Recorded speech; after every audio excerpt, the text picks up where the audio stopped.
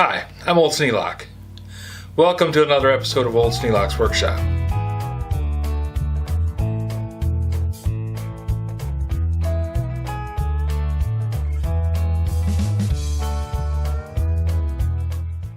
I'm up in the dining room. We have a corner cabinet with an issue. This corner cabinet has a really nice light up in the top.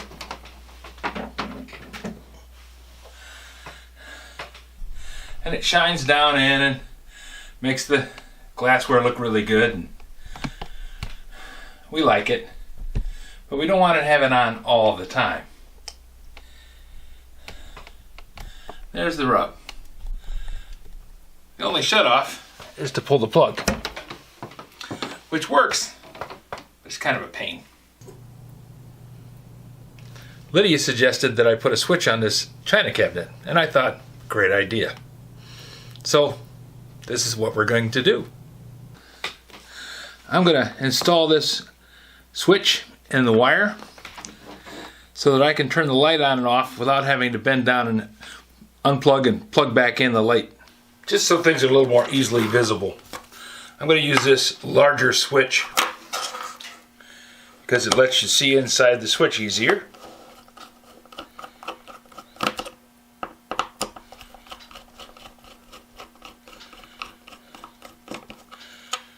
And since I don't have to hold the thing up in the air, it lets me show you the pieces and parts without having my hands in the way. I'm going to use this as a demonstration of how you can decide which one is the power leg. On the back of an outlet, the terminals have two different colors.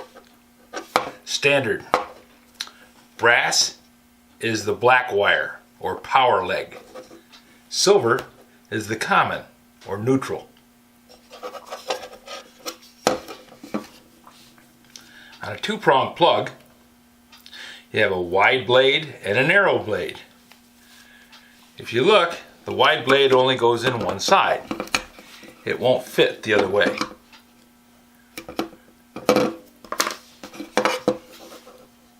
The wide blade is connected to the neutral wire, the silver terminals. So the narrow blade, that is the power leg. And what we want to do is we want to cut off power to the light socket. So in the outlet, the narrow blade is the power leg. Now why is that important? In this cheap socket, this little metal tab here connects directly to the silver terminals. Remember, the silver terminals are for the neutral wire. So when you screw this bulb in, first thing it touches is that prong for the neutral wire. Now why is that important?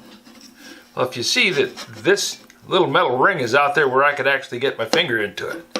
Now I don't have small enough fingers to reach back in there. They won't go. But it isn't always a guy with fingers my size reaching in there. So we wanted to make it so that nobody who can put a light bulb in is going to get their fingers in there and touch anything that's live. This should always be the common or the neutral wire. The power leg is down there in the bottom.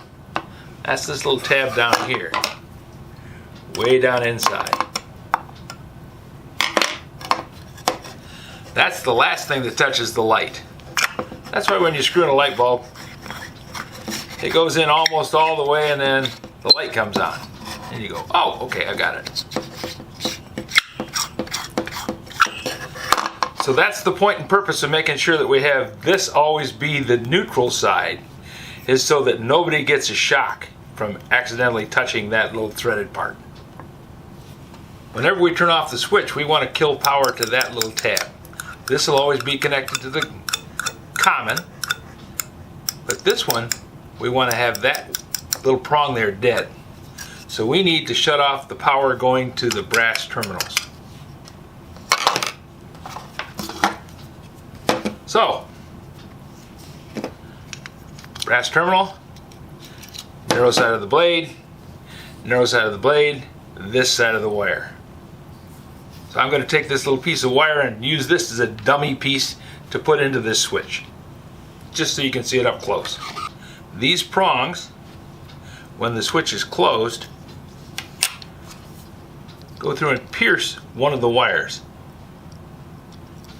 And it pierces the wire on this side. In the case of this plug, the wide blade, which is the common, is connected through the plug to this wire. This wire has got ridges on it that identifies it as the common. Same here. So we want to break the power leg. So we want to break the one that doesn't have the little stripes on it. We want to put this together so that the prongs go into the power leg wire, the one without the little ribs on it. I need to trim this wire right here so that it'll go over this little block. So that way when this closes up, this wire will be broken in the center. These prongs will enter the wire, and when I flip this wheel, it will make the wires connect inside and jumper over that gap in the wire. Then I turn it again, and they're no longer connected and the power is shut off. Now, this is a long explanation, but it's a hard thing to understand if you're not just looking at the thing. So what I want to do is I want to clip this wire there and there.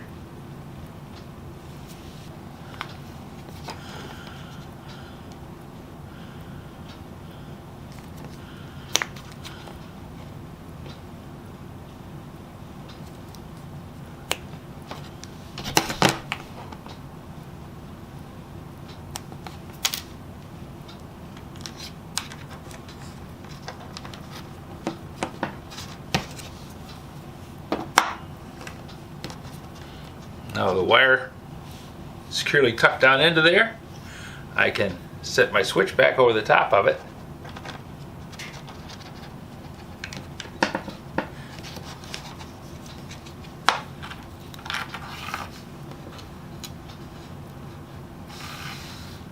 Put the nut in the little hex pocket.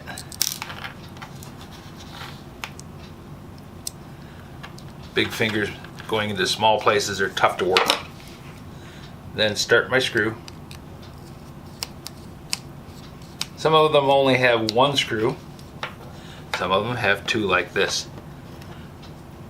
Remember, we picked this one because it was larger and easier to see.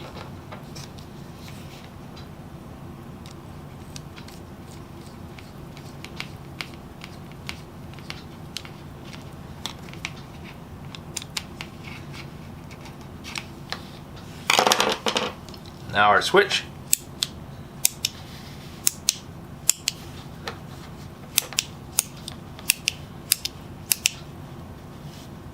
It's all set up and ready to go.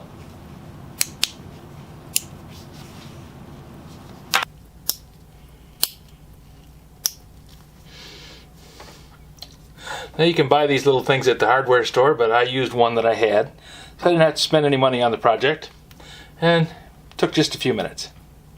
Took longer to set up than it did to do it. So now you can see if you have a china cabinet, you can put a switch on your china cabinet just like I did. No great shakes. Easy to do. If you have any suggestions for a new video, questions about today's video, or any of the other videos on the channel, just drop a note in the comments. You know I read them all. Thanks for watching.